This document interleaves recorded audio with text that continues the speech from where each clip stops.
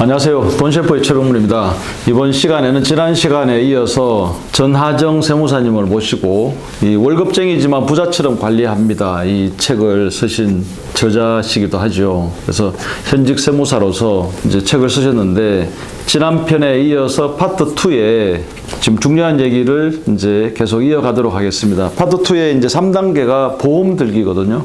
세무사 시각에서 보험 들기 또 어떤 시각으로 이제 보셨는지 얘기를 좀 이어가도록 하겠습니다. 안녕하세요. 네, 안녕하세요. 지난 시간에는 이제 파트 1 그리고 파트 2 진행하다가 이제 이번 시간에 또 이어서 계속 하도록 하겠습니다. 3단계 보험 들기부터 말씀을 해주십시오. 3단계는 이제 보험 들기인데요. 보험을 가입하기 전에 가장 먼저 이 보험의 본질적인 목적을 이해해 주셔야 돼요. 그래서 보험의 목적은 바로 혼자서는 감당할 수 없는 큰 위험에 대비를 하는 거예요. 그래서 사회초년생 시기는 꾸준하게 자산을 모아가는 단계인데 갑자기 2천만 원의 병원비가 나왔다라고 하면 내가 2천만 원을 모았는데 2천만 원이 사라지고 다시 시작할 여력도 사라지게 됩니다. 그래서 사회초년생에게 보험은 이런 상황이 발생하지 않게 막기 위한 것이고 저축이나 투자의 수단이 아니라 위험 보장 수단으로 활용을 하셔야 합니다. 그래서 이런 측면에서 저는 사회초년생에게는 보험료를 월 10만 원 이내로 이제 가입을 하기를 권장을 드리고 있고요. 그 사회초년생에게 추천하는 보험 2가지를 말씀을 드릴게요. 첫 번째는 실손 의료비 보험이에요. 그래서 실손 의료비 보험은 20대 기준으로 월 1, 2만 원 정도면 가입을 할 수 있고 병원에서 내가 지출한 그 치료비의 70%에서 80% 정도를 이제 보험사에서 돌려주는 보험이에요. 그래서 보험료는 낮지만 활용도가 좋아서 이제 반드시 가입을 해야 되는 보험이라고 말씀을 드리고 있습니다. 그리고 두 번째는 이제 3대 진단비 보험이라고 하는데 그 3대 질병이 이제 암, 심혈관 질환, 뇌혈관 질환 이게 3대 질환이거든요. 그래서 이 질병에 걸렸다고 진단을 받으면 사전에 정해놓은 금액을 이제 보상받는 보험이에요. 그래서 실손 의료비가 내가 지불한 치료비의 일부를 보상해주는 보험이라고 하면 3대 진단비는 내가 치료비가 200만 원만 나와도 사전에 정해놓은 금액이 2천만 원이면 2천만 원을 돌려주는 보험이에요. 그래서 사실 아프면 치료비 외에도 뭐 회사를 쉬어야 될 수도 있고 그럼 생활비가 필요한데 이럴 때 이 보험금으로 생활 소득 공백에 대비를 할 수 있고요. 왜 3대 진단비 보험을 실손 의료비 다음에 말씀을 드리냐면 이 3가지 질병이 우리나라 질병 사망의 1, 2, 4순위를 차지를 한다고 해요. 그래서 청년들은 아직 뭐 이른 거 아니냐라고 생각을 하실 수 있지만 젊은 연령층에서도 이 3대 질병이 5순위 안에 든다고 합니다. 그래서 3대 진단비 보험은 좀 과도한 보장 금액보다는 내 소득의 한 6에서 12개월 정도 보상받을 수 있게 한 월 5만 원에서 7만 원 정도 수준으로 설계를 하는 게 좋습니다. 4단계가 비상금 모으기네요. 네, 4단계가 전 정말 중요하다고 생각하는 이제 비상금 모으기인데요. 그 사회초년생의 평균 근속 기간이 1년 6개월밖에 안 된다고 해요. 그래서 그만큼 요즘은 이직이 이제 필수가 된 시기인 것 같은데요. 비상금은 이런 이직을 준비하고 싶을 때 소득 공백이 생길 때 나의 선택권을 보장해 줍니다. 그래서 비상금은 월 평균 지출액의 3배에서 6배는 반드시 모아두라고 말씀을 드리는데 왜 3배에서 6배냐고 하면 평균 이제 이직하는데 소요되는 기간이 3개월에서 6개월이라고 합니다. 그래서 이때 월 평균 지출액에는 납입을 유예할 수 없는 저축액도 포함을 해야 하고요. 뭐 공무원이거나 상대적으로 고용이 좀 안정적인 직장에 다닌다고 하면 최소한 3개월치를 모아두셔야 하고 프리랜서이거나 고용이 조금 불안정하다고 하면은 최소한 6개월치는 모아두시길 권장을 드리고 있습니다. 그래서 비상금을 관리할 때는 이제 그냥 입출금 통장에 넣어두면 0.1% 이자밖에 안 생기잖아요. 그래서 저는 이 3가지 조건을 만족하는 통장에 이제 비상금을 관리하라고 말씀을 드리는데 첫 번째는 수시 입출금이 가능해야 됩니다. 이건 무조건 언제든 급한 상황일 때 빼서 쓸 수 있게 수시 입출금이 가능해야 되고 두 번째는 일반 입출금 통장보다는 좀 더 높은 이자를 받는 통장이어야 하고요. 그리고 세 번째는 원금 손실 가능성이 거의 없어야 합니다. 그래서 그런 점에서 이 CMA와 파킹 통장을 추천드리고 있는데요. 이 2가지 통장 모두 언제든 입출금이 가능하고 매일매일 이자가 붙는 구조예요. 그래서 차이점을 설명을 드리면 CMA는 증권사에서 만든 계좌인데 종류가 좀 다양합니다. 그래서 처음 만들면 이제 RP형으로 개설이 되는데 이걸 이제 환매조건부 채권이라고 해서 좀 우량한 채권에 투자를 하는 개념이에요. 그래서 저는 RP형보다는 발행어음형을 추천드리는데요. 발행어음형은 이제 증권사가 자체 신용으로 만들어낸 어음에다가 투자를 하는 방식이에요. 그래서 발행어음형은 대형 증권사 4곳에서만 만들 수 있고요. 일봉리로 주기 때문에 좀 더 RP형보다 금리가 좀 더 높고 쉽게 어플해서 변경이 가능합니다. 그리고 파킹 통장은 은행에서 만든 계좌인데요. CMA와 다른 점은 예금자 보호가 1억 원까지 가능하다는 점이에요.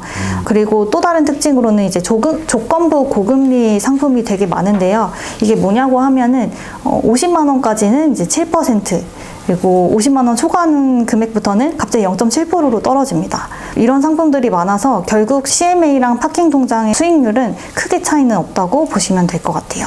그리고 5단계가 이제 대출 활용하기인데 대출도 활용을 잘 하긴 해야 되죠. 한번 말씀해 주십시오. 5단계는 이제 대출 활용하기인데 대출이 있다고 하면 사실 빨리 갚고 싶잖아요. 네. 그럼에도 이제 대출 상환보다 먼저 해야 하는 과제들이 있습니다. 그래서 단계별 순위 중에 제가 3단계가 보험 들기이고 4단계가 비상금 모으기인 이유가 여기에 있는데요. 이 보험 들기랑 비상금 모으기는 대출 상환보다 무조건 우선을 해야 돼요. 그래서 만약에 비상금을 모아두지 않고 내 저축 여력을 다 대출 상환에 써버리게 되면은 만약에 예상치 못한 지출이 발생했을 때 기존보다 이제 고금리의 대출을 받아야 되는 상황이 발생하거든요. 그리고 보험도 마찬가지로 더 큰 부채가 발생하는 것을 방지하는 역할을 하기 때문에 꼭 먼저 우선해서 해놔야 하는 단계입니다. 단기간 내에 목돈이 필요할 일이 있는지 생각을 해보셔야 돼요.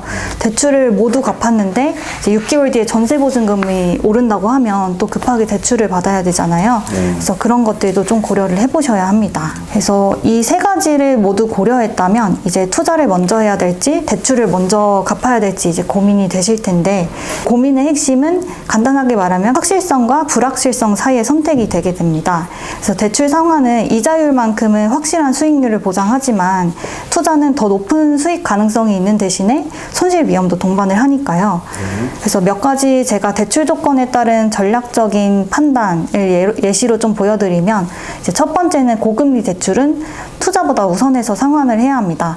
예를 들면 카드론이나 현금 서비스, 사채 이런 것들이 있는데요.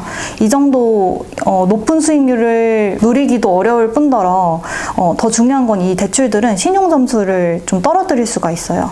그래서 고려를 해야 되고 이제 두 번째로는 정부 지원 저금리 대출은 굳이 서둘러서 갚을 필요는 없다고 생각을 하는데요. 이제 뭐 학자금 대출 같은 경우도 대출 시점에 따라 좀 다른 것 같긴 하지만 시중금리보다는 훨씬 낮은 조건이어서 대신 투자를 통해서 좀 장기적으로 더 큰 수익을 얻는 게 현명할 수 있습니다. 그리고 세 번째는 대출 만기를 고려해야 되는데요. 만약에 대출 만기가 1년 미만으로 좀 임박을 했으면 상환을 우선하는 게 좀 안전합니다. 왜냐하면 만기 시점에 투자가 손실 상태면 손해를 감수하고 이제 회수를 해야 될 수 있잖아요. 그래서 대출 만기도 좀 고려해야 할 사항입니다. 그래서 사실 대출이랑 투자 사이에는 단순하게 수익률을 비교하는 것뿐만 아니라 개인의 소득 안정성이랑 위험 감수 능력도 좀 함께 고려를 해야 되는데요. 공무원이나 좀 더 안정적인 직장에 다니는 분이라면 일정한 소득으로 투자 손실을 만회할 수 있지만 프리랜서이거나 계약직처럼 소득이 조금 불안정하다면 투자 손실이 치명적으로 발생할 수 있어서 안정적인 대출 상환을 우선하는 게 좀 더 좋을 수도 있어요. 네. 6단계는 이제 정부 금융상품 혜택 누리기, 특히 이게 뭐 청약통장 얘기도 있고 한데 최근에는 이제 정부가 이제 특히 뭐 청년층을 위해서 이제 금융상품도 내놓고 많이 하더라고요. 한번 말씀해 주십시오. 제가 6단계에서 말씀드리는 정부 금융 상품은 첫 번째는 이제 청약통장이고요. 두 번째는 청년 미래적금이에요. 우선 청약통장부터 말씀을 드리면 이제 청약통장은 시간이 지날수록 가치가 오르는 자산이라고 설명을 할 수 있겠는데요. 이제 청약통장이 필요한 이유는 새롭게 지어지는 아파트에 청약을 하려면 무조건 이 청약통장이 있어야 되고 또 이 당첨 확률을 높이려면 가입 기간이나 납입 횟수나 뭐 이런 것들을 좀 늘려야 하는데 이게 일찍 가입할수록 당첨 확률이 올라가거든요. 그래서 어렸을 때부터 무조건 청약통장은 좀 빨리 만들어 두라고 말씀을 드리고요. 그리고 지금 매달 납입 인정 금액이 25만 원으로 늘어났잖아요. 그래도 저는 사회초년생한테는 10만 원씩 600만 원까지 모아두고 절대 해지하지 않는 것을 권장드려요.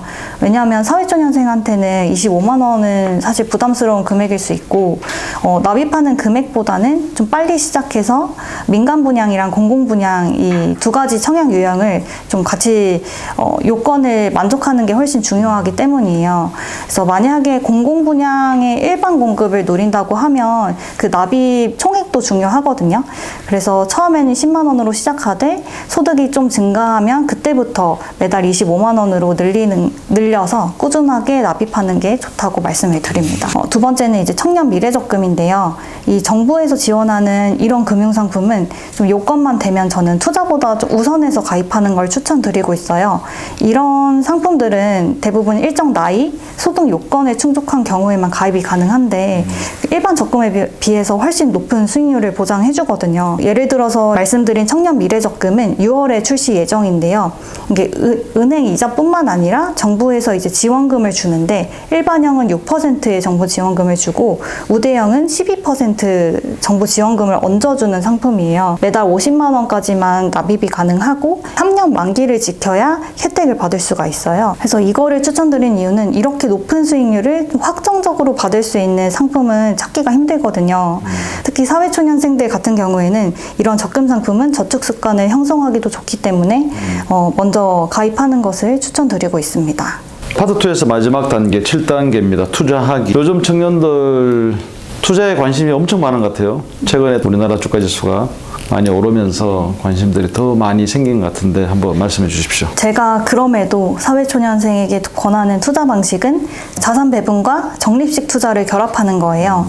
자산 배분은 이제 주식이나 채권, 금 같이 좀 여러 경제 상황에서 서로 다르게 움직이는 자산에 나눠서 투자를 하는 방식인데요. 예를 들면 주식이 떨어지는 상황에서는 채권이 올라서 보완을 해주고 그렇기 때문에 등락에 큰 흔들림 없이 이제 사회초년생들도 투자를 이어갈 수가 있어요. 그리고 어떤 경제 상황에서 주식은 왜 떨어지고 채권은 왜 올랐는지 이런 것들을 찾아보게 되면서 자연스럽게 경제 공부도 됩니다. 그리고 사회초년생들은 월급의 일부를 매달 저축할 수밖에 없기 때문에 이 자동으로 적립식 투자의 형태를 띠게 돼요. 이렇게 하면 이제 시간 분산 효과도 있어서 리스크를 좀 더 줄일 수가 있습니다. 실제 실행하는 방식으로는 저는 ETF를 활용해서 연구 포트폴리오를 만드는 걸 추천드리는데요.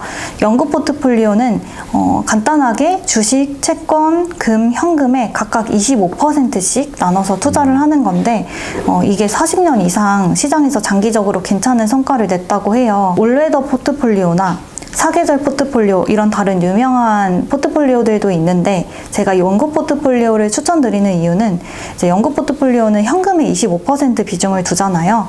말씀드린 비상금을 모아뒀기 때문에 이 비상금이 자연스럽게 현금의 역할을 해주기 때문입니다. 그래서 비상금을 모아뒀다면 주식, 채권, 금이 25%씩이 될 때까지 매달 저축 여력을 이제 3분의 1씩 나눠서 투자하는 간단한 방법이에요. 이때 ETF를 활용하는 이유는 사회초년생은 이제 개별 주식을 고르려면 너무 많은 투자 공부를 해야 되고 사실 좀 고르기도 망설여지잖아요. 그리고 금 같은 거 좀 사고 팔기도 힘들고요. 그런 반면에 이제 ETF는 상장 지수 펀드라고 해서 거래소에 상장되어 있는 지수를 추종하는 펀드라는 건데요. 예를 들면 이제 코스피 200이라고 하면 코스피에 상장된 상위 200개의 기업에 동시에 투자하는 개념이라고 보시면 돼요. 그래서 개별 주식을 고르는 건 투자 공부도 많이 해야 되지만 ETF는 상대적으로 좀 쉽게 고를 수가 있고 또 일반 펀드에 비해서 매매 수수료도 낮고 거래소에 상장되어 있기 때문에 쉽게 사고 팔 수가 있어서 이 초보자들한테 적합하다고 말씀을 드립니다. 그럼 마지막으로 파트 3 말씀해 주시면서 이제 좀 정리를 할까요? 제가 지금 지금까지 말씀드린 돈 관리 방법은 한번 세팅을 해두면 크게 돈 관리에 시간을 쏟지 않아도 안정적으로 돈 관리가 되는 방법들이에요. 그래서 저는 사회초년생 시기에는 이 자본소득을 늘리는 것도 중요하지만 사실 노동소득을 늘리는 게 더 중요하다고 생각하거든요. 그래서 본인의 직무 역량을 늘리고 본인의 가치를 늘린다면 그 노동소득에 대한 투자도 시간이 지날수록 이제 복리효과로 다가온다고 생각을 하거든요. 그래서 또 이렇게 본인의 직무에서 열심히 하다 보면 본인이 속한 산업에 대한 지식이 계속해서 생길 거고 그게 또 이제 투자에까지 영향을 미칠 수가 있어요. 그래서 예를 들면 이제 IT 업계에 속한 기업에서 근무를 한다고 하면 뭐 기술 트렌드에 대해서 좀 더 빠삭해질 거고 그러면 이제 기술 관련 ETF를 좀 더 주식 비중 안에서 늘려볼 수도 있고요. 그렇게 하면서 이제 자기 개발과 함께 이 투자 포트폴리오를 발전시키는 게 제가 생각하는 이상적인 돈 관리라고 생각을 합니다. 네, 진짜 중요한 말씀 해주셨습니다. 지금 이제 앞에서 말씀해주신 이제 그 돈 관리 방법이 시스템화돼 가지고 세팅이 되면 이제 자기 직무에 집중할 수가 충분히 있죠. 자, 그리고 이제 마지막으로 이제 돈 관리가 처음인 사회초년생에게 전해주실 말씀이 추가로 있다면 어떻습니까? 저는 이제 돈을 어떻게 생각하냐고 하면 돈이 많을수록 뭐 행복해질 수는 있지만 그 행복은 이제 다른 것들로도 대체가 가능하다고 생각을 하거든요. 뭐 내가 일을 잘해서 인정을 받는다든지 그런 데서 오는 행복들도 있는데 이제 돈이 없어서 생기는 불행은 또 대체가 불가능하거든요. 그래서 저는 사회초년생에게 이제 돈 때문에 하고 싶은 일을 미루거나 포기하지 않도록 이 단계별 시스템을 통해서 돈을 잃지 않는 탄탄한 재무 기반을 쌓았으면 좋겠습니다. 정말 이게 참고서 같은 역할을 이 책이 이제 해줄 수 있을 정도로 정말 충실하게 이제 준비를 해주셔가지고 이 책이 알려주는 대로 따라 하시면 이제 안정적인 돈 관리 방법 세팅할 수 있고 또 나아가 이제 내 직무에 더 집중해서 이 직무를 가지고 사회적으로 더 내가 이제 성장할 수 있는 그런 또 우리 사회초년생들이 돼가리라 확신을 합니다. 수고해 주신 전하정 세무사님 감사합니다. 감사합니다.